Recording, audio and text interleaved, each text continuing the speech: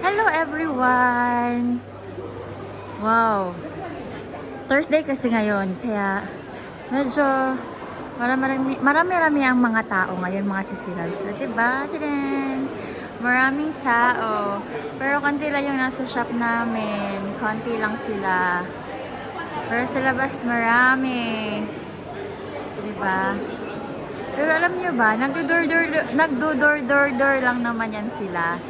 Hindi din yan sila bumibili. Akala nyo bumibili sila. Hindi. Namamasyal lang yan sila.